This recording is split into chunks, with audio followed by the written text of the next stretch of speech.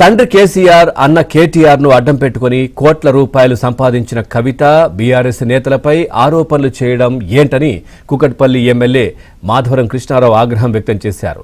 ఇక బీఆర్ఎస్ నేతలను టార్గెట్ చేసి కవిత ఎవరిని కాపాడారన్న కృష్ణారావు ప్రశ్నించారు. అసలు కవిత జైలుకు ఎందుకు వెళ్లిందో చెప్పాలన్నారు. తనను వ్యక్తిగతంగా టార్గెట్ చేస్తే కవిత చిట్టా మొత్తం బయట పెడతానంటూ కృష్ణారావు హెచ్చరించారు. రెండు కలిసి ఓవర్గా ల్యాండ్ పెట్టి అలా క్లియర్ చేసుకుని అలా ఇల్లు అడ్డం పెట్టుకుని సంపాదించుకున్నాం. ఇళ్ల కోసం మనం ముఖ్యమంత్రిని అడ్డం పెట్టుకుని రేవంత్ రెడ్డిని అడ్డం పెట్టుకుని సంపాదిస్తున్నాం. నువ్వు భయపడతావు అనుకుంటున్నామో, భయపడే మాధవరం కాదు. హైదరాబాద్ ఎమ్మెల్యేలంతా దొంగలని చెప్తున్నావు. నువ్వు సుఖమైందని నువ్వు జైలుమా మేము జైలుమా ఎందుకైనా జైలుకి ఆ జవాబు చెప్పి తెలంగాణ ప్రజలకు 2 సార్లు టీఆర్ఎస్ గెలిచినాం, ఒకసారి టీడీపీలో గెలిచినాం. బీటీ బ్యాచ్ దోసుక తినేకి వచ్చినామంట.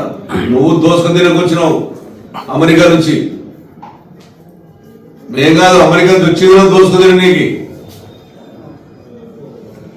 నీ చరిత్ర మళ్ళొకసారి మళ్ళా మాట్లాడు. నీ చరిత్ర మొత్తం ఇస్తాయి. రోజు ఇదే పని పెట్టుకుంటా నేను నీ గురించి. ఏది జరుగుతుంది. మళ్ళొక్కసారి మా వాళ్ళ గురించి కానీ, మా పార్టీ గురించి కానీ, మా నాయకుల గురించి మాట్లాడినా వాళ్ళు ఏం చేస్తారో వాళ్ళు చూస్తారు. నేనేం చేస్తాను నా